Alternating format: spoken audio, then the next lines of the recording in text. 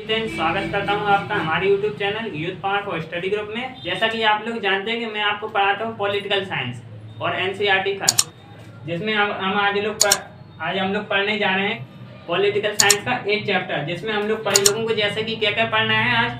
तो हम लोग इसमें ये पढ़ेंगे कि आजीविका क्या है और गाँव में लोग किन किन तरीकों से अपनी आजीविका चलाते हैं और क्या लोगों के पास गाँव में आजीविका चलाने के समान अवसर उपलब्ध होते हैं या नहीं, तथा उनके जीवन की परिस्थितियां एक दूसरे से कितनी मिलती जुलती होती हैं। और इसमें हम लोग ये भी जानेंगे कि क्या ये किन किन समस्याओं का अपने जीवन में सामना करते हैं गांव वाले लोग। तो इसके साथ ही हम लोग अपने आज का चैप्टर शुरू करते हैं और इसमें हम लोग सबसे पहले जानेंगे आजीविका क्या है।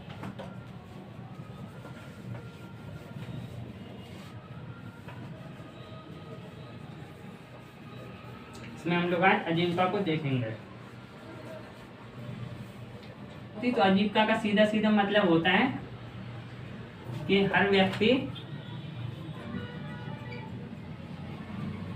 अपना जीवन जीने के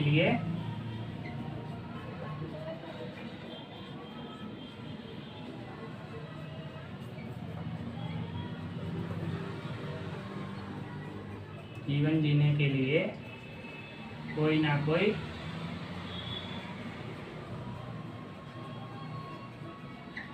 काम या धंधे को हम लोग बिजनेस कह सकते हैं, काम धंधा करता है। इसे ही हम लोग आजीविका कहते हैं।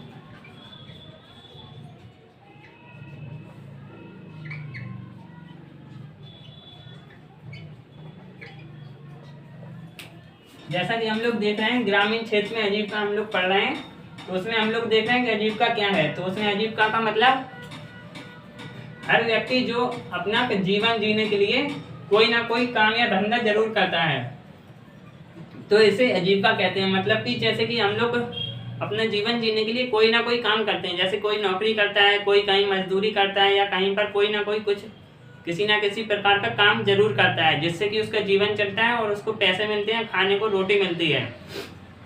जिससे कि हम लोगों को जिस काम से भी पैसे या खाने को हम लोगों को मिलता है, तो उसी काम को हम लोग उस व्यक्ति के लिए आजीविका बोलेंगे।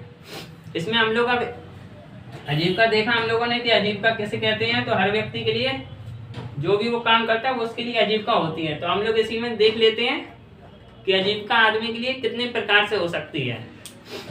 तो आजीविका इसमें हम लोग देखेंगे अब आजीविका कितने प्रकार से हो सकती है।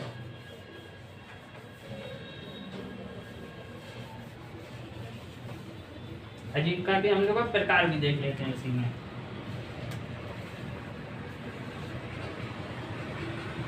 आजीविका के प्रकार, इसमें आजीविका के हम लोग दो प्रकार देखेंगे। एक तो आजीविका का प्रकार हो जाएगा इसमें उत्पादन से, उत्पादन करने से भी आजीविका होगी। और नंबर 2 हम लोग देखेंगे इसमें सेवा प्रदान करने से, आजीविका। तो हम लोग इसमें देख रहे हैं आजीविका के प्रकार के, आजीविका व्यक्ति को कितने प्रकार से मिलती है। तो आजीविका इसमें हम लोग दो प्रकार से देखेंगे। जैसे कि पहला उत्पादन करने से, किसी चीज का जब वो उत्पादन करेगा, किसी चीज को बनाएगा। जैसे अगर किसी हम लोग कुम्हार को देखें तो वो घड़ा बनाएगा, मिट्टी की चीजों को बनाएगा और फिर उनको बेचेगा, और बेचने से फिर उसको जो पैसे मिलेंगे तो वो मिट्टी का बर्तन बनाना ही उसकी आजीविका कहलाएगी। और जो सेवा होगी, और सेवा में भी जैसे किसी चीज को सेवा देते हैं, कोई टीचर हो जाता है तो टीचर हम लोगों को पढ़ाता है, वो हम लोगों को एक प्रकार से सेवा ही देते हैं। उसमें हम लोगों को कोई वो उत्पादन नहीं करते, मतलब वो किसी चीज का बनाते नहीं है, बस वो हम लोगों को सेवा देते हैं। तो उसी में उन लोगों को टीचर को पढ़ाने से पैसा मिलता है, जिससे उनकी आजीविका चलती है। मतलब उनको पैसे मिलते हैं और उनको खाने पीने के लिए उससे वो अपनी वस्तुएं खरीद सकते हैं। इसी में उत्पादन हो गया और सेवा हो गया। इसी में हम लोग देख लेते हैं पहले उत्पादन कितने प्रकार से वो लोग कर सकते हैं। तो हम लोग उत्पादन की दृष्टि से पहले देखेंगे, आजीविका हम लोग उत्पादन की दृष्टि से देखेंगे।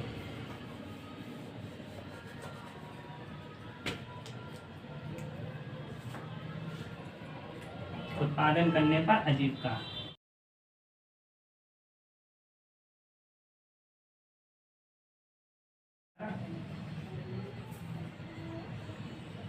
आजीविका उत्पादन करने के लिए आजीविका के जानने के लिए हम लोगों को एक उदाहरण लेना पड़ेगा, जिसमें कि हम लोग तमिलनाडु के गांव का उदाहरण लेंगे, जिसमें कि हम लोगों को तमिलनाडु का एक गांव आएगा, कल्लपट्टू नाम से हम लोग एक गांव का नाम देखेंगे। इसमें कल्लपट्टू, कल्लपट्टू गांव। उत्पादन की दृष्टि से हम लोग देखेंगे, एक इसमें गांव के हम लोग बारे में बात करेंगे उदाहरण के लिए। तो इसमें कल्लपट्टू गांव के बारे में समझ लें तो ये क्या है, ये तमिलनाडु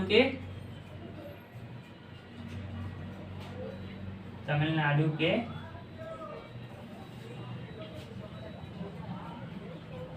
समुद्र तट पर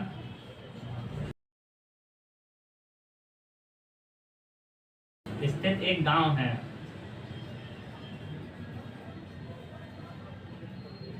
जहां पर धान ब्रैकेट में चावल की खेती बहुत होती है।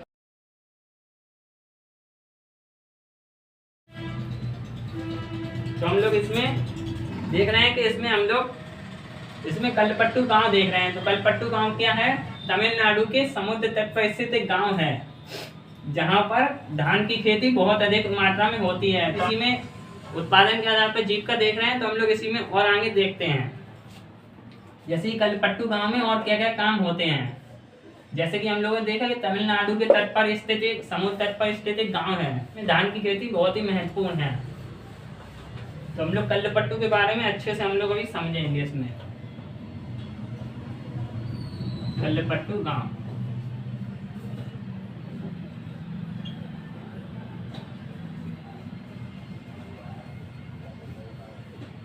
कल्लपट्टू गांव में हम लोग समझ रहे हैं। तो इसमें हम लोग जैसा कि पहले समझेंगे, तो इसमें सबसे पहला क्या होता है, तो इसमें सबसे पहला काम इस गांव में क्या होता है, तो सिंचित खेत में धान ब्रैकेट में चावल की खेती होती है।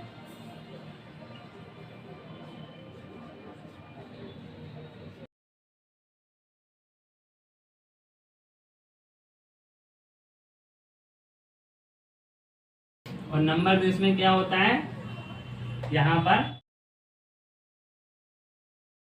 आम और नारियल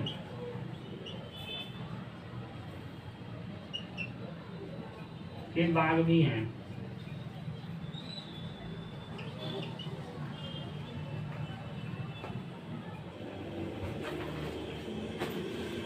और ये लोग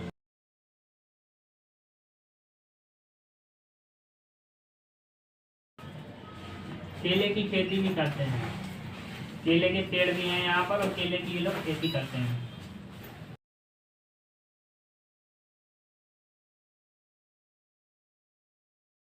जैसा कि हम लोग उत्पादन करने पर आजीविका हम लोग देख रहे हैं, तो इसमें कल्लपट्टू गांव जो हम लोगों ने लिया तमिलनाडु का एक गांव में, कि यहाँ पर सबसे पहले तो इसमें आजीविका के रूप में लोग क्या करते हैं, तो इसमें सबसे पहले तो लोग सिंचित खेत में धान की चावल की खेती करते हैं।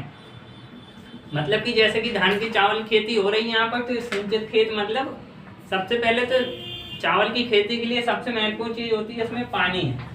पानी तो जल की मात्रा इसमें सबसे ज़्यादा लगती है, मतलब खेत में जो भी जमीन होगी उसमें पानी की जरूरत बहुत ज़्यादा होती है। तो सिंचित खेत मतलब पहले से ये लोग खेत में पानी भर देते हैं और फिर बाद में उसमें चावल की बोया जाता है तथा उसकी खेती की जाती है।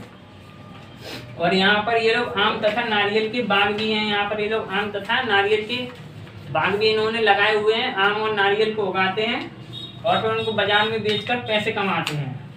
तथा ये लोग केले की खेती भी करते हैं, जिसमें केले की खेती से भी इन लोगों को बहुत पैसा मिलता है। जैसे केले की खेती से होती है, इसमें ये लोग घर में भी अपने उपयोग में लेते हैं, जैसे कच्चे केले से सब्जी बनती है, तथा बाजार में बेचकर भी ये लोग उससे पैसे कमाते हैं, जिससे कि इनका उत्पादन ही एक प्रकार से है कि ये लोग उत्पादित कर रहे हैं पहले ये तो चीज़ों को, और फिर उसमें बाजार में बेचकर लोगों को अपने आजीविका चला रहे हैं।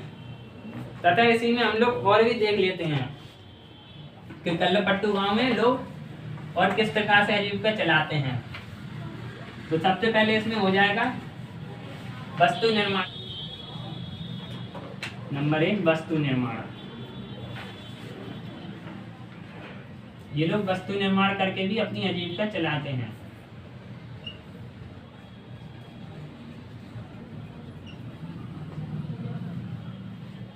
इसमें ये लोग वस्तु निर्माण करके क्या क्या बनाते हैं, जैसे बर्तन बनाते हैं, टोकरी हो गई, तथा मिट्टी के बर्तन हो गए,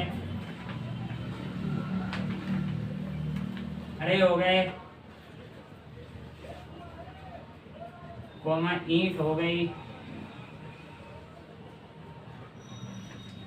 चटाई हो गई, इसी में कोमा इसी में बैलगाड़ी हो जाएगी,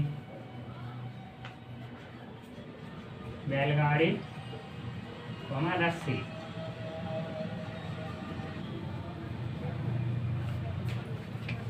तो हम लोग इसमें क्या देख रहे हैं कि कल्लपट्टू गांव के लोग, पहले तो हम लोगों ने देखा कि ये लोग खेती करते हैं, सिंचित खेत में अपने धान की खेती करते हैं, आम के इनके पास बागान भी होते हैं, तथा अब इसमें ये लोग वस्तु निर्माण के आधार पर भी उत्पादन करते हैं। जिसमें वस्तु निर्माण कैसे करेंगे, तो ये लोग जो केले की पत्ती होती हैं और जो भी आम और नारियल के पत्ते होते हैं, आम से तो पत्ते से तो ये लोग अपने दोने बनाते हैं छोटे छोटे, तथा नारियल की पत्ती और केले के पत्ते होते हैं बड़े बड़े, तो उससे ये लोग टोकरी बनाते हैं, टोकरी बनाकर बेचते हैं।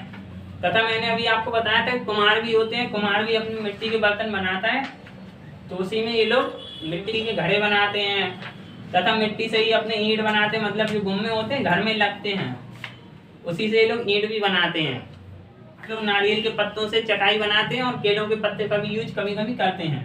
उसी में ये लोग बैलगाड़ी बनाते हैं, मतलब बैल पर पीछे जो गाड़ी लगी होती है लकड़ी की, उसी को भी ये लोग भी अपने बनाकर उसी गाँव में बनाकर बेचते हैं लोगों को, और टोकरी बेचते हैं और रस्सी भी बनाकर ये लोग बेचते हैं। रस्सी जो होती है जूट की खेती होती है, उसी में ये लोग खेती करके रस्सी भी बनाकर बेचते हैं। तो हम लोग अब इसमें सेवा के आधार पर और देख लेते हैं। उत्पादन के आधार पर हम लोगों ने कल्लपट्टू गांव में देखा, तो हम लोग अब सेवा के आधार पर भी देख लेते हैं, मतलब सेवा का देकर भी ये लोग कैसे आजीविका चलाते हैं अपने गाँव में। कल्लपट्टू गांव की हम लोग अभी बात कर रहे हैं।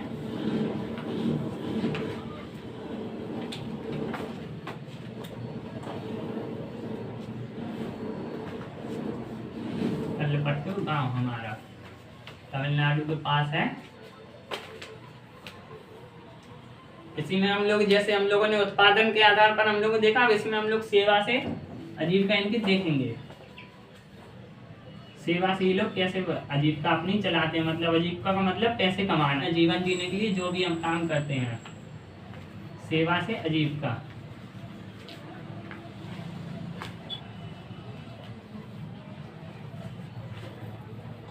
तो सेवा से आजीविका जैसे कैसे हो जाएगा, तो इसमें सेवा मतलब आजीविका जैसे होता है, तो पहले हम लोग सेवा को समझेंगे कि सेवा क्या होता है। तो हम लोग सेवा को देखेंगे कि पहले तो सेवा होता क्या है। सेवा क्या होता है हमारा, तो सेवा हमारी जरूरतों की चीजें,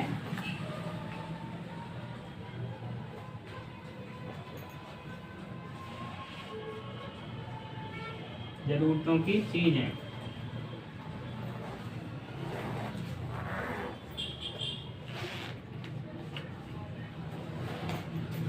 चीजें हमें प्रदान करना, प्रदान कराना।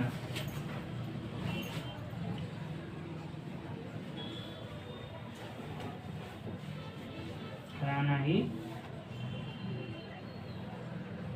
सेवा कहलाता है।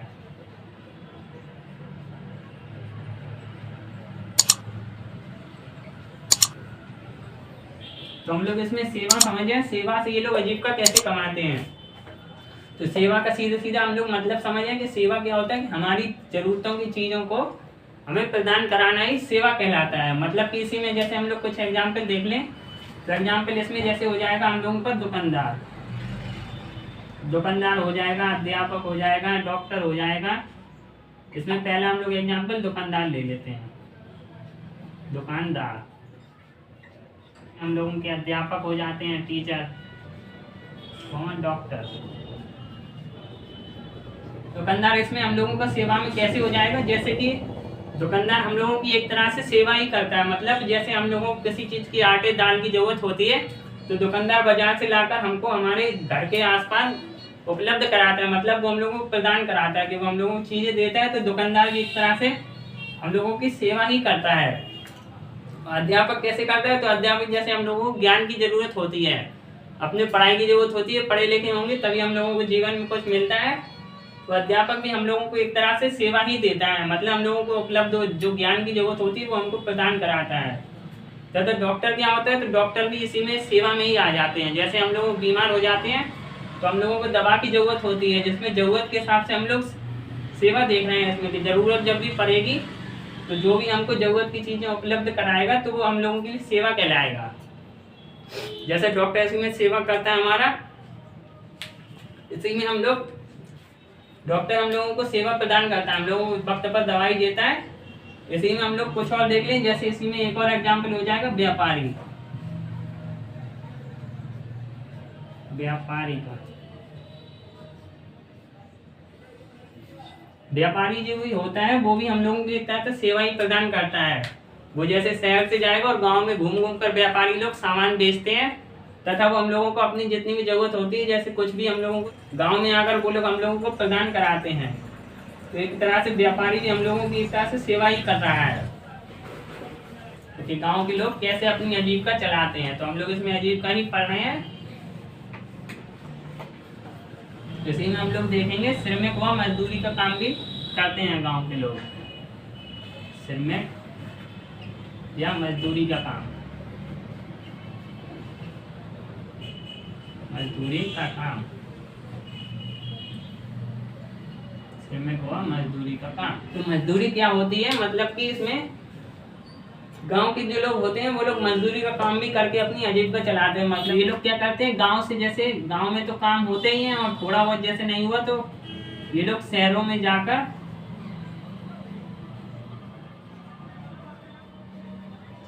मकान बनाना, रिक्शा या ट्रक चलाना, रिक्शा या ट्रक या किसी भी प्रकार का वाहन जो होते हैं रिक्शे चलाते हैं, तो वो एक तरह से मजदूरी ही करते हैं।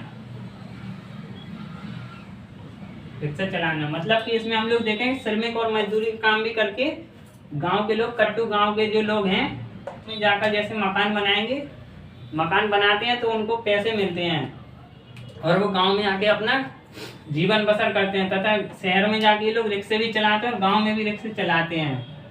तो शहर में रिक्शों की मांग ज़्यादा होती है क्योंकि वहाँ पर लोग ज़्यादा होते हैं। तो रिक्शे चलाना भी एक तरह से मजदूरी हो जाएगा। जैसा कि आप लोग पहले देखते होंगे कि जो रिक्शे चलते थे उनको पैरों से खींचना पड़ता था पैडल चलाकर, तो वो भी एक तरह से मजदूरी हो जाएगी। और तथा इसमें ट्रक भी चलाते हैं, जैसे गाँव चलते हैं तो उसमें वो लोग ट्रक भी चलाते हैं, ट्रक चलाकर भी मजदूरी करते हैं, दिन रात अपने परिवार से दूर रहते हैं और ट्रक चलाकर भी वो अपनी आजीविका चलाते हैं। एक सेवा में हम लोगों को जैसे ही रह गया, तो सेवा में हम लोग एक और सेवा देख लेते हैं। दुकानदारी तो हो ही गया, सेवा में हम लोग एक सेवा और देख लेते हैं। सेवा में एक आती है गांव के लोग एक सेवा और देते हैं लोगों को, जिसको हम लोग बोलेंगे टिफिन।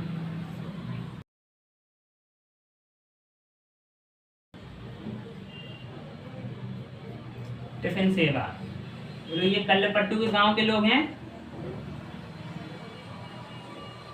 वो लोग लोगों को टिफिन सेवा भी देते हैं। तो टिफिन सेवा इसमें क्या हो जाएगा, टिफिन सेवा भी हम लोग टिफिन का मतलब जान लेते हैं। मतलब क्या होगा,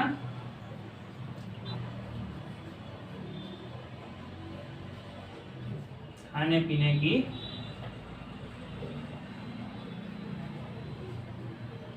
वस्तुओं को मतलब पैक करके, अच्छे से डिब्बों में पैक करके देना ही टिफिन सेवा कहलाता है। टिफिन सेवा कहलाता है। जिसमें हम लोग टिफिन सेवा देख रहे हैं।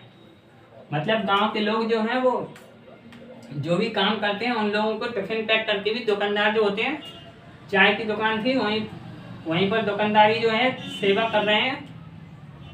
उसी में एक और एग्जाम्पल अगर ले लें तो चाय की दुकान भी थी वहीं पर, कल्लपट्टू गांव में चाय की दुकान होती है, जो कि चाय बेच कर अपना आते हैं। उसी में टिफिन सेवा भी देते थे वो। टिफिन सेवा क्या होता है, तो खाने पीने की वस्तुओं को पैक करके देना, मतलब टिफिन में पैक करके लोगों जिनको भी जरूरत है उनको पैक करके टिफिन देना, और उनको पैसे जो लेते हैं इसी से कुछ पैसे लेते हैं, जिसमें उन लोगों को टिफिन देते हैं, और इसी को टिफिन सेवा कहते हैं। और इसी में हम लोग जैसे टिफिन सेवा देख रहे हैं, तो इसी में हम लोगों ने अभी मजदूरी भी देखी थी। मतलब मजदूरी करके लोग अपना जीवन बसर करते हैं, और टिफिन सेवा भी ये लोग देते हैं। लंच पैकेट जिनको हम लोग बोलते हैं, तो लंच पैकेट भी ये लोग देते थे। और मजदूरी जैसा कि हम लोग अभी देख रहे थे, तो हम लोग मजदूरी भी देख लेते हैं। पहला तो एक मजदूरी क्या हो जाएगा, मजदूरी हम लोग देख रहे थे, मतलब लोग गांव के जो लोग थे वो शहरों में जाकर काम करते हैं, मजदूरी करके आजीविका।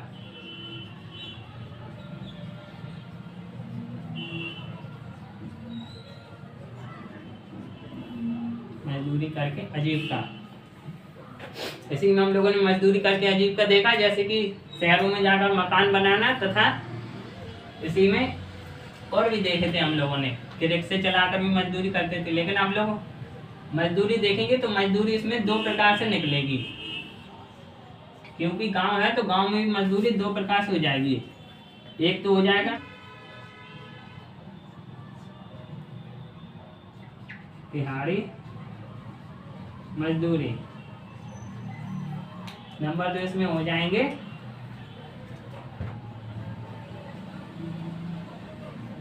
खेती हर मजदूर।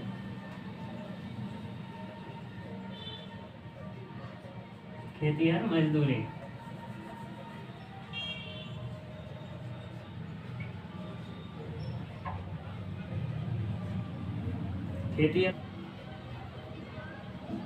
खेतिहर मजदूरी तथा दिहाड़ी मजदूरी। मजदूरी करके भी आजीविका चलाते हैं, तो दो प्रकार के मजदूर होते हैं इसमें।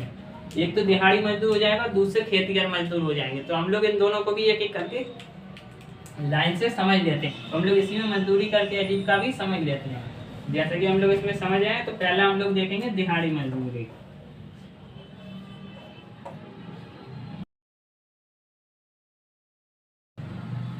दिहाड़ी मजदूरी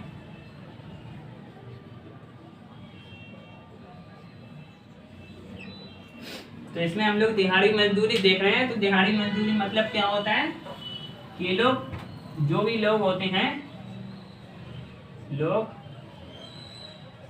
पूरे एक दिन काम करके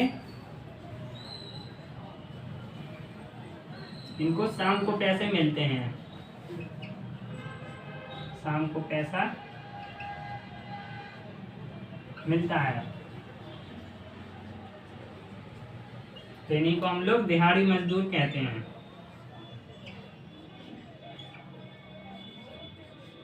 दिहाड़ी मजदूर।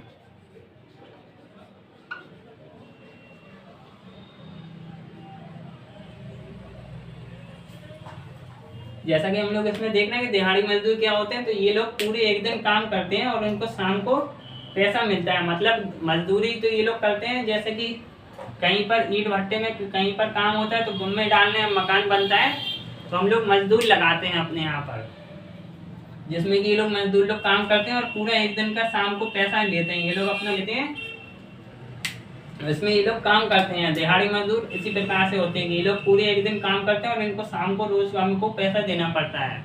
जो लोग काम करेंगे तो हम लोगों को, इन्हीं को हम लोग दिहाड़ी मजदूर बोलते हैं। इसी में हम लोग अब दूसरे खेतिहर मजदूर भी देख लेते हैं कि खेतिहर मजदूर कैसे होते हैं। खेतिहर मजदूर,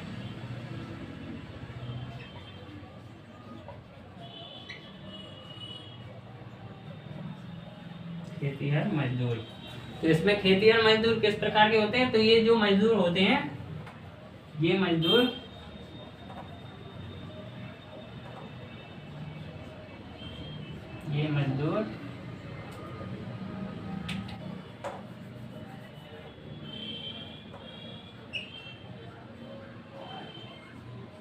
ये मजदूर ओके किसी जमींदार या किसी के, जो कि गांव में जमींदार होते हैं जिनके पास ज्यादा जमीन होती है, जमींदार के खेत में काम करते हैं।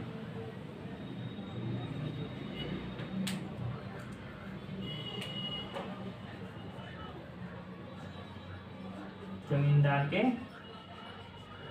खेत में काम करते हैं।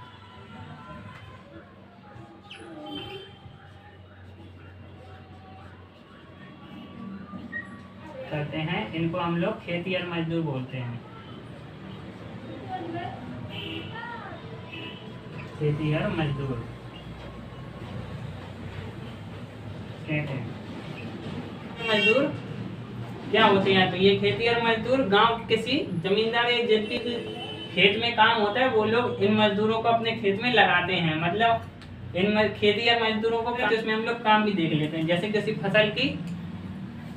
फसल की जैसे रुपाई होती है, इनका काम देख लें तो हम लोग रुपाई काम इनका हम लोग देखेंगे। तो जैसे इनका काम हो जाएगा इसमें रुपाई, अभी हम लोग समझेंगे रुपाई क्या होती है, निराई क्या होती है। रुपाई हो जाएगा, निराई हो जाएगा। ये जो होते हैं खेतिहर मजदूर, ये किसी गांव के जमींदार किसी भी आदमी के खेत में काम करते हैं, खेतिहर मजदूर कहलाते हैं। तो इनका काम क्या होता है? ये लोग खेत में रुपाई करने के लिए तथा निराई और कटाई करने के लिए मजदूर लगाए जाते हैं। तो हम लोग अब इसमें रुपाई भी समझ लेते हैं कि रुपाई क्या होता है। जैसे हम लोगों ने खेतिहर मजदूर समझा, इसी में हम लोगों को रुपाई भी समझ लेते हैं। रुपाई क्या होता है?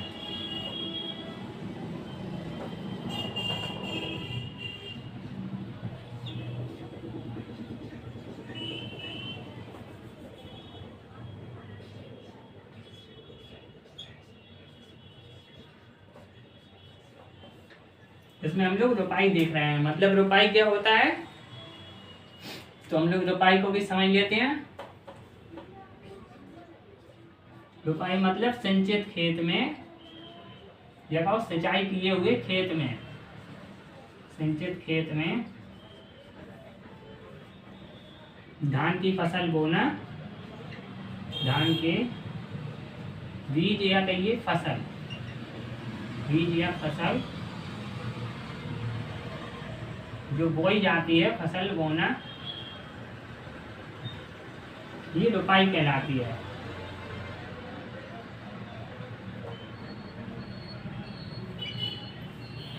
फसल बोना ही रुपाई कहलाती है,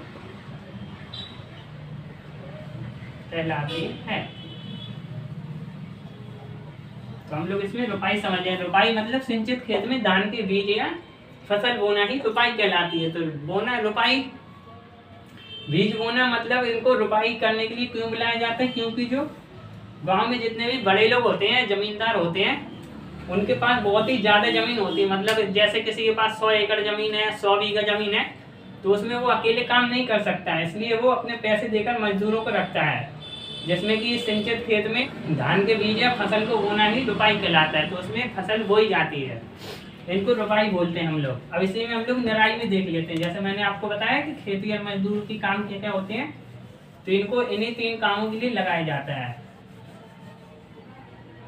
इसमें हम लोग निराई देख लेते हैं। निराई क्या होता है?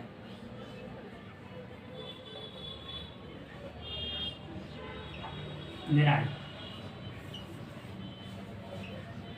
निराई किसको बोलते हैं? तो निराई मतलब हमारे खेत में फसल होती है,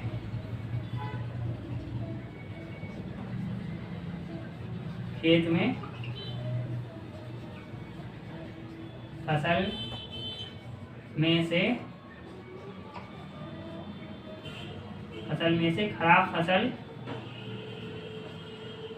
खराब या कहिए नुकसानदायक, जो भी हमारी फसल के लिए नुकसानदायक होती है, नुकसानदायक चीजों को मतलब इसमें खरपतवार हम लोग खरपतवार हो जाते हैं, मतलब कीड़े लग जाते हैं। तो ये जो खराब प्रकार की फसल होती है उनको हटाना, खरपतवार को हटाना ही निराई कहलाती है।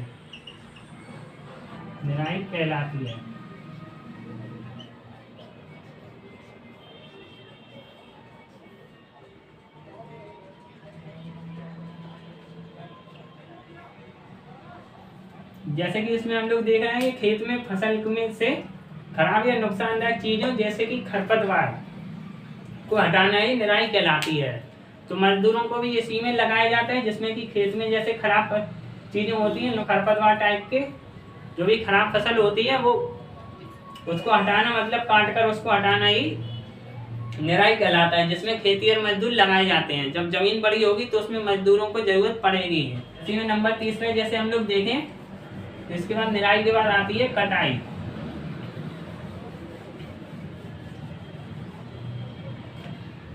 कटाई हम लोग भी इसमें देख लेते हैं।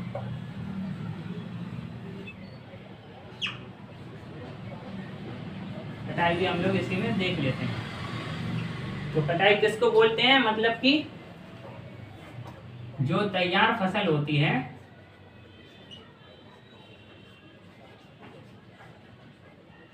तैयार फसल को काटकर कटाई कहलाती है।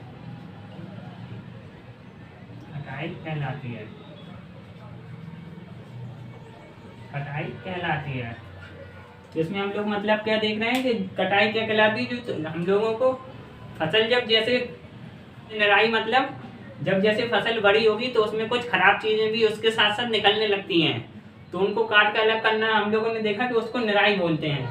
और जब धान की फसल तैयार हो जाएगी, मतलब उसमें चावल आ जाएंगे, तो उसको जब जो काट कर हम लोग तैयार रखेंगे तो उसको हम लोग कटाई बोलते हैं। और इसी में जैसे हम लोग मजदूर और भी होते हैं, तो मजदूर हम लोग एक दो और देख लेते हैं। जैसे मजदूर कहाँ कहाँ काम करते हैं, तो गांव के मजदूर कहाँ कहाँ जाते हैं। जैसा कि मैंने आपको बताया कि मजदूर जो होते हैं वो अपने गांव के पास जो भी उनकी फैक्ट्रियाँ खाने होती हैं उनमें पत्थर तोड़ने का भी काम करते हैं, जिससे कि उनकी ग्रामीण क्षेत्र में उनको आजीविका मिलने का एक साधन बन जाता है। और उसी में वो नदी से जो बालू, नदी के किनारे जितने भी रेत के काम होते हैं उनमें भी मजदूरों को लगाया जाता है, जिनसे उनको आजीविका मिलती है एक प्रकार से। और इसी में हम लोगों ने जैसे खेतिहर मजदूर पढ़े थे और इसी में वो पढ़े थे दूसरे दिहाड़ी मजदूर।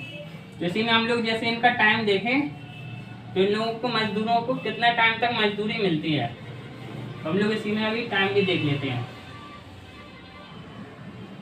मजदूरों का हम लोग इसी में समय देख लेते हैं कि मजदूर कितने समय तक काम करते हैं और उतने साल में कितने टाइम तक काम मिलता है।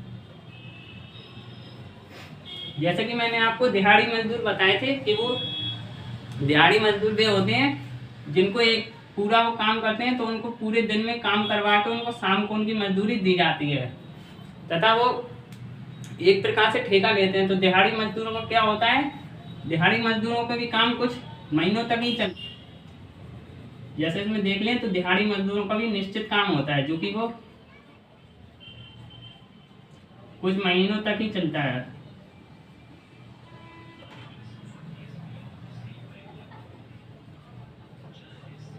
और बहुत बार ऐसा हो जाता है कि मतलब उनको कभी कभी काम मिलता ही नहीं है, तो उनको कुछ टाइम अपना आजीविका चलाने के लिए किसी से उधार या ऋण लेना पड़ता है, तो कभी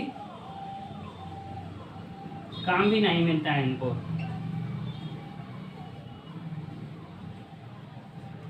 नहीं मिलता है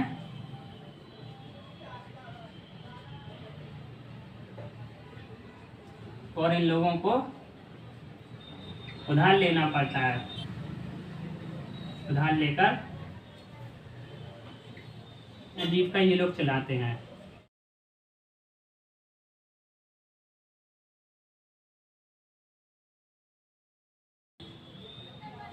ये जो मैं आपको बता रहा हूँ ये हम लोगों का दिहाड़ी मजदूरों के लिए है।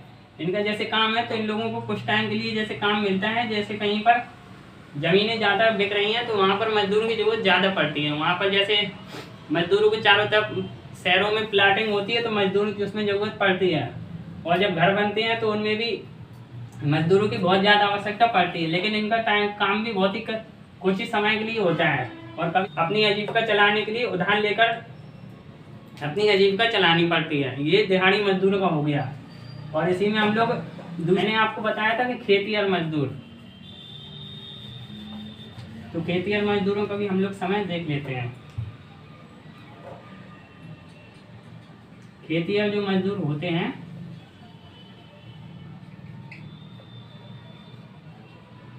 खेतिहर मजदूरों को साल के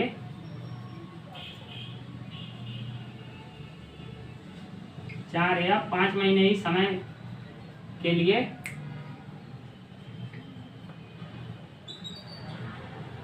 5 महीने के लिए यही काम मिल पाता है।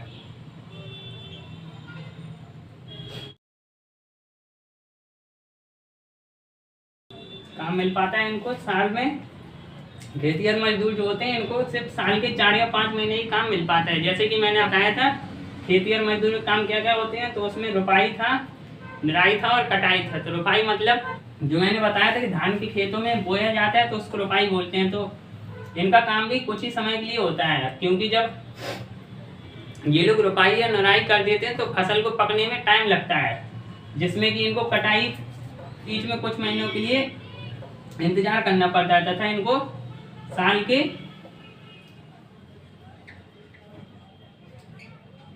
6 महीने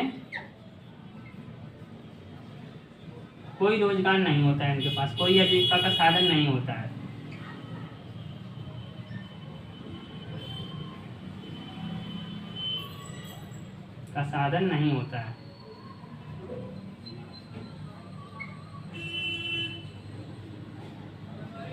इसमें इन लोगों के पास साल के 6 महीने कोई भी आजीविका का साधन नहीं होता है, और इनको मजदूरी भी बहुत ही कम दी जाती है, क्योंकि इसमें ज़्यादातर इनको मजदूरी ज़्यादा से ज़्यादा इनको 40 रुपये ही प्रतिदिन के मिलते हैं। 40 या 50 रुपये, 40 से 50 रुपये ही प्रतिदिन के मिलते हैं इनको, खेतिहर मजदूर को। इनको इतने में ही इनको गुजारा करना पड़ता है। गाँव के हम लोगों ने इसमें देख लिया कि इन लोगों को मजदूरी मिल पाती है। हम लोग इसके खेतिहर मजदूरों को हम लोगों ने मजदूरी का समय देख लिया। जैसे कि यदि हम लोग इसको एक कुछ चित्र के रूप में भी बता देता हूँ, हम लोग इनको खेतिहर मजदूरों का टाइम देख रहे हैं। खेतिहर जो मजदूर होते हैं इनका हम लोग एक चित्र के माध्यम से समझेंगे।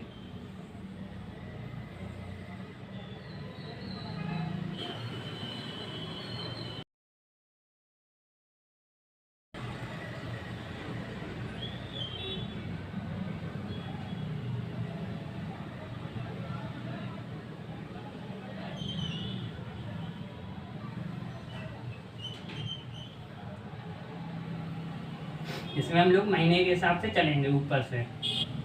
ये मार्च, ये अप्रैल, ये मई हो जाएगा, ये जून हो जाएगा, ये जुलाई, ये अगस्त हो गया,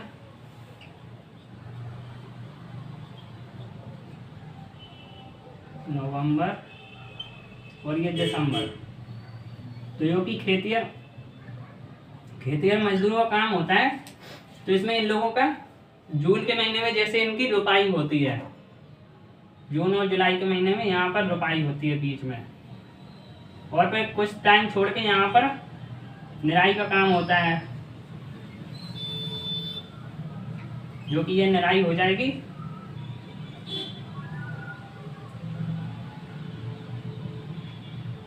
निराई का काम यहाँ पर हो जाएगा इनका, और तथा फिर यहाँ पे 2-3 महीने बाद छोड़ के यहाँ पे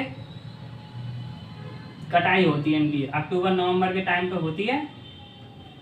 जैसा कि आप लोग इसमें देख रहे हैं, खेती और मजदूरों का टाइम ये होता है कि इसमें ये लोग पहले फसल की बुआई करेंगे, मतलब रोपाई करेंगे, और फिर कुछ 1 महीने बाद यहाँ पर निराई होती है, और फिर 1-2 महीने छोड़कर यहाँ पर अक्टूबर-नवंबर में यहाँ पर कटाई का टाइम आता है, जिससे कि इन लोगों को मजदूरी का समय इतना ही होता है, जिसमें इनकी कुछ महीने मिलती है और कुछ महीने इनको उधार लेकर या कोई और काम करके अपनी आजीविका चलानी पड़ती है। इसी के साथ साथ हम लोग और भी एग्जाम्पल ले लेते हैं। जैसे हम लोगों को तमिलनाडु का एग्जाम्पल लेकर दिया था, उसी में हम लोग नागालैंड का एग्जाम्पल अब हम लेंगे एक। इसमें हम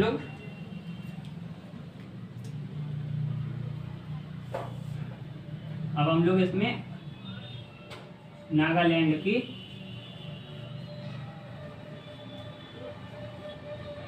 सीढ़ी नुमा खेती की हम लोग बात करेंगे। सीढ़ी नुमा खेती, तो इसमें हम लोग अब इसमें नागालैंड के भी एक गांव की, या कहिए इसमें नागालैंड जो कि है पहाड़ी क्षेत्र है, इसमें हम लोग इसकी सीढ़ी नुमा खेती की बात कर लेते हैं। तो हम लोग पहले तो सीढ़ी नुमा खेती को समझेंगे कि क्या होती है।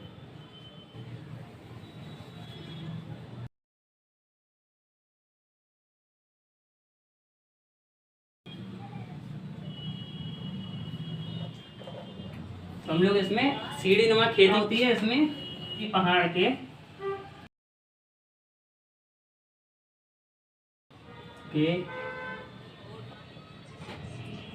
ढलाव या जो कि नीचे की तरफ आता है उसको पार्ट हिस्से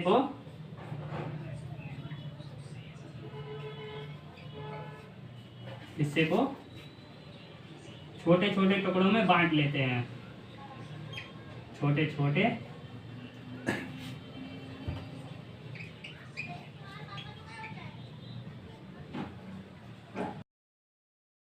में बांट लेते हैं।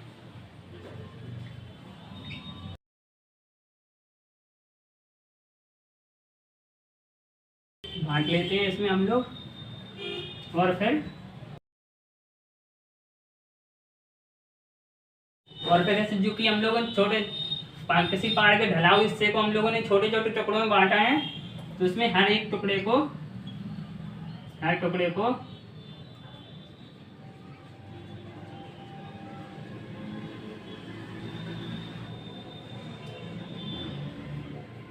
सीढ़ी नुमा आकार देते हैं हम लोग इसमें।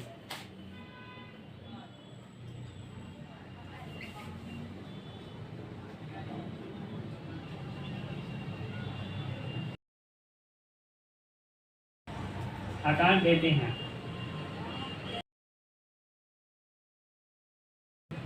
और हर सीढ़ी को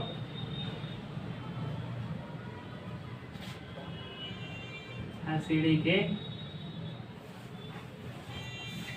किनारों को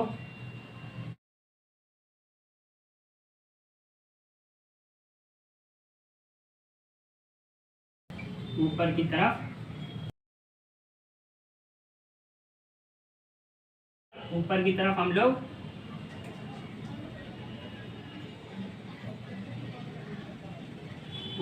हम लोग किनारों को थोड़ा सा उठा देते हैं,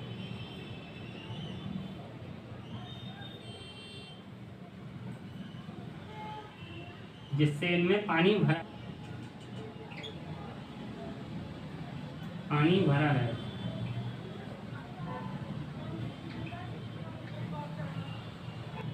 नागालैंड की गांवों में जो है पहाड़ी इलाका है वहाँ पर नागालैंड में सीढ़ी नुमा खेती होती है, जिसमें कि सीढ़ी नुमा खेती क्या होती है, तो किसी पहाड़ ढलाव वाले से, मतलब जो कि ढलान होती है उस वाले हिस्से को छोटे छोटे टुकड़ों में बांट लेते हैं और फिर हर टुकड़े को सीढ़ी नुमा आकार देते हैं।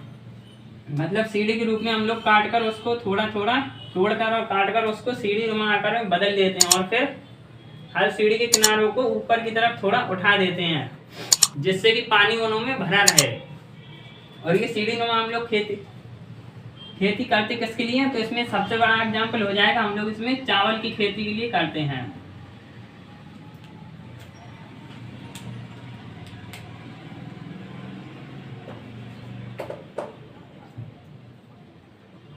जो कि हम लोग इसमें करते किस लिए हैं? इसमें हम लोग धान और चावल की खेती के लिए इसमें सीढ़ीनुमा खेती का उपयोग करते हैं, जिससे कि इसमें सीढ़ियों में पानी भरा रहता है और चावल या धान की खेती करने में हम लोगों को आसानी होती है, क्योंकि चावल और धान की खेती के लिए पानी की बहुत मात्रा में आवश्यकता होती है।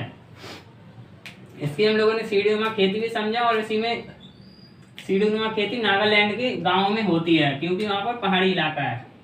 और इसी में अभी हम लोग इसको समझ लिया, हम लोग इसके बाद थोड़ा गांव में हम लोग आजीविका के साधन भी समझ लेते हैं।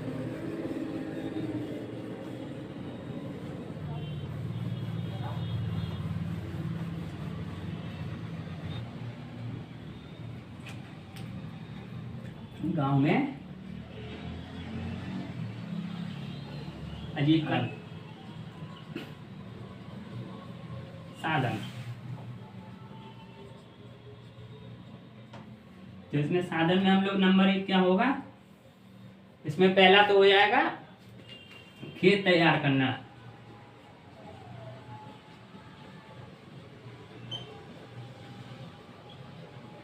खेत तैयार करना मतलब कि रुपाई व निराई करना।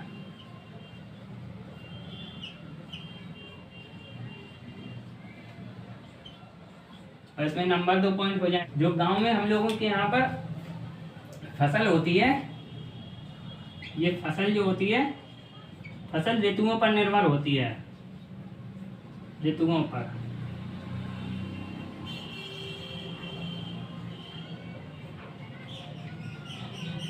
ऋतुओं पर या तो कहिए मौसमों पर निर्भर करती है ये।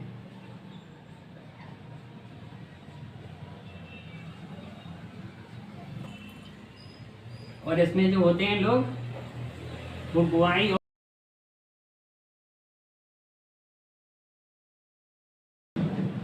और कटाई के समय में व्यस्त रहते हैं, अधिक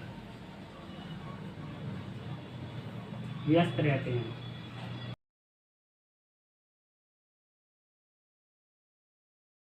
और इसी में चौथा साधन क्या हो जाएगा? अलग अलग क्षेत्र में, इसमें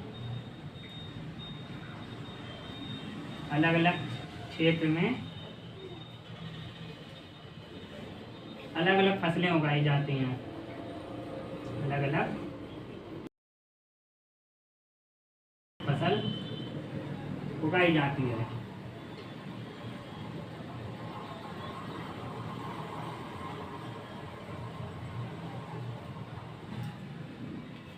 हम लोग इसमें ये समझ रहे हैं कि गांव में आजीविका के किसान के पास, ये लोगों के पास साधन कैसे होते हैं। तो गांव में सबसे पहला तो साधन हो जाएगा कि खेत में, गांव में पहला साधन खेत तैयार करना, या इसमें कहिए मैंने जैसे आपको रुपाई और निराई बताया था, तो रुपाई और निराई भी इसमें की जाती है।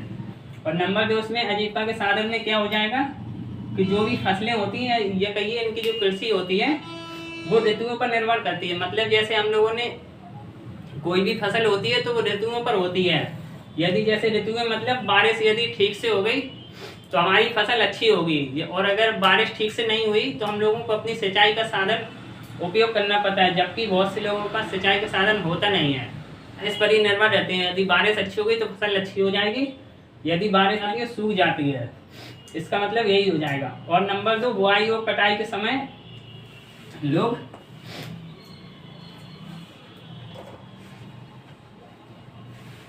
बुआई और कटाई के समय लोग ज़्यादा व्यस्त रहते हैं, व्यस्त रहते हैं।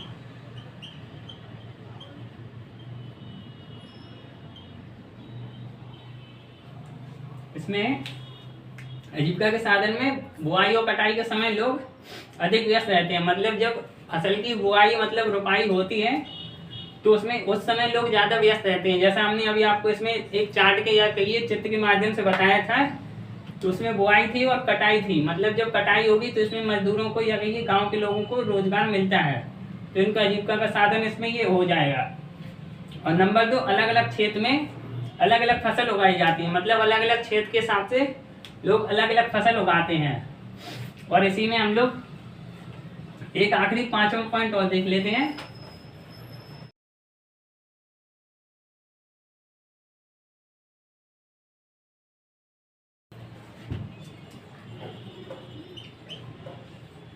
किसान जो होता है, किसान फायदे के लिए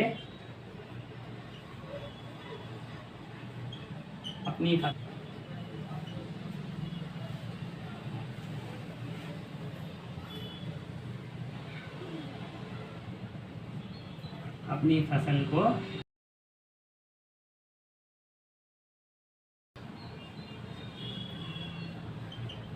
बाजार में बेच देते हैं।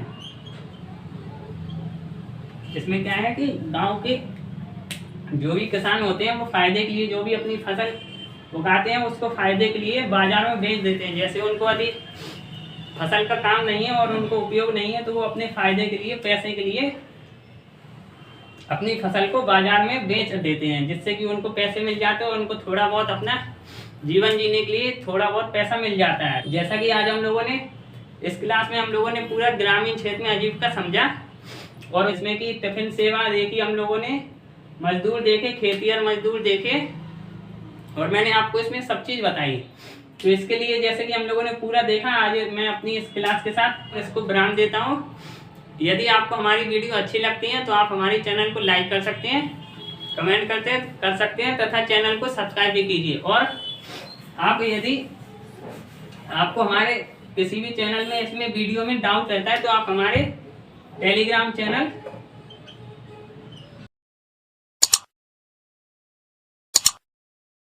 और इंस्टाग्राम चैनल से भी आप हम जुड़ सकते हैं, जिसमें कि यदि आपको कोई डाउट होगा और तो आप हमको डायरेक्ट मैसेज करके उसमें हम लोगों से पूछ सकते हैं, जिससे कि यदि आपकी कोई डाउट रह जाती है वीडियो में तो हम लोग आपका पूरा डाउट क्लियर करने का अपना पूरा प्रयास करेंगे। इसी के साथ में अपने बारे को विराम देता हूँ। धन्यवाद।